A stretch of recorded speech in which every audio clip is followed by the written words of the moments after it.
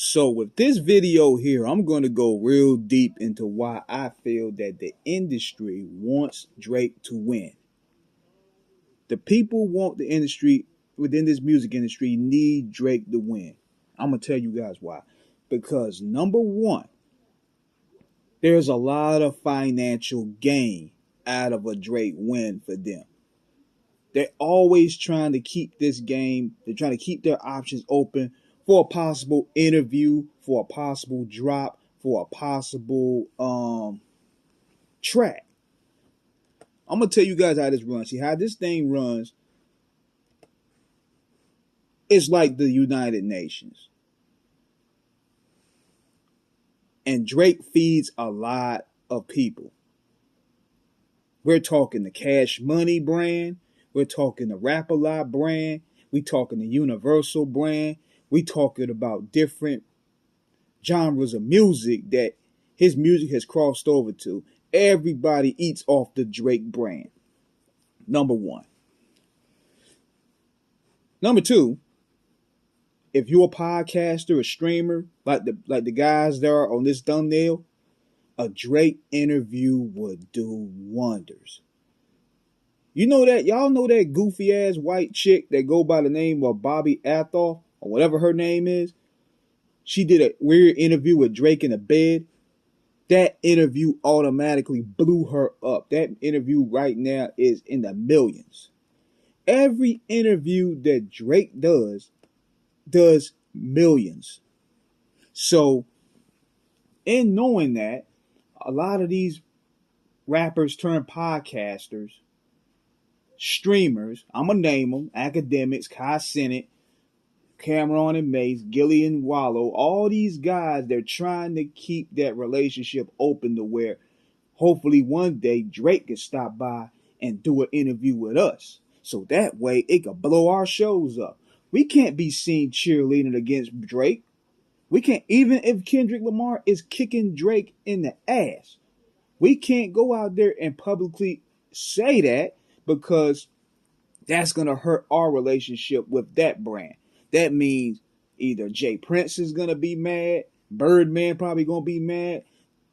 They're not going to give us any more exclusives. We're not going to get any more gear. We're not going to get no drop, nothing. They're not going to sit there and risk that possible bag or that possible chance of exposure to ride with Kendrick Lamar, who really don't do any press for that matter. There's nothing to really financially gain out of riding with Kendrick Lamar. That's what the way they look at it right now. Because Kendrick Lamar isn't really internet savvy. He's pretty much to himself.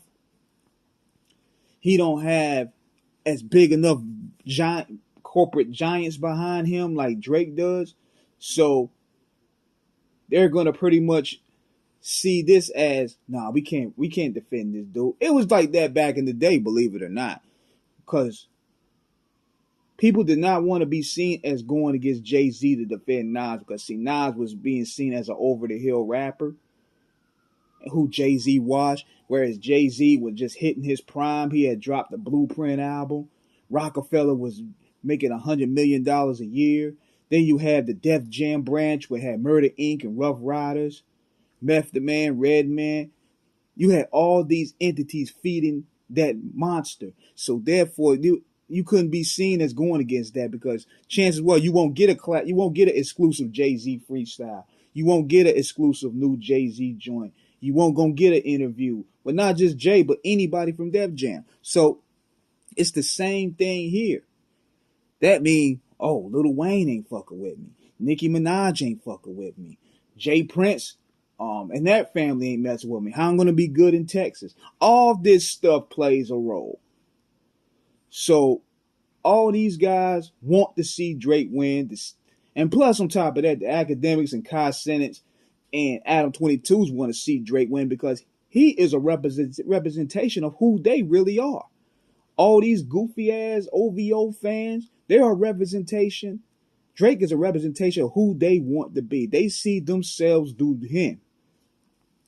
They see a Revenge of the Nerd type dude make it in this jungle we call hip hop. So they need to see him win.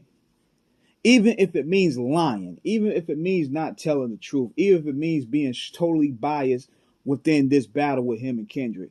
And see, the way it's looking, Kendrick has the ability to inflict the most damage to the Drake brand because they can't use the argument, oh, he's too old, like they did with Pusha T. Or he's not irrelevant, he's not a big enough artist, or he ain't sell records. They can't use the Meek Mill argument. They can't use the corporations to bully Meek Mill, bully Kendrick Lamar like they bully Meek Mill out the paint. Kendrick Lamar and Drake and J. Cole came out around the same time. They have pretty much the same bases in a way.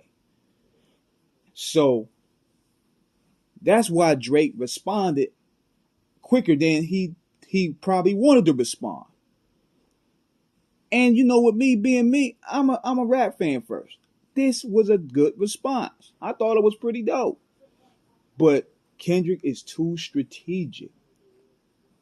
That missile right there, Drake shot out there, just got shot down right there. I don't know where he gonna go with it at this point. He gonna have to probably take that L. Because if Kendrick didn't drop that, I had Drake ahead on points. Just based off the production choice, based off what he said, based on how clever he said it, I had Drake ahead. But Kendrick came through, slapped that missile right back down.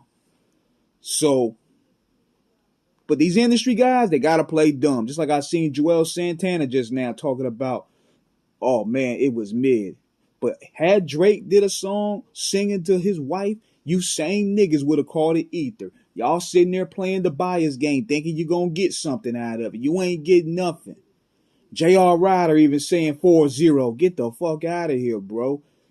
This shit is dead even if you really want to look at it. It's either dead even or Kendrick got the edge right now. This is the way I see it. However you want to see it. But niggas is sitting there talk about 4-0. This is a landslide. Y'all lying. Y'all blatantly lying. Trust to so hope you could get a feature or you could get a drop. And it's pathetic if you ask me. So this is why guys like us is important. Because we got to keep it truthful. We got to keep it balanceable. We got to keep it fair.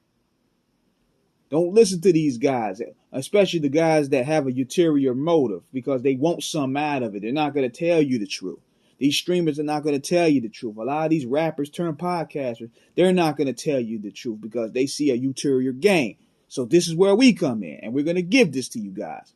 So let me know what you guys think in the comments. Subscribe, hit the like button. Peace.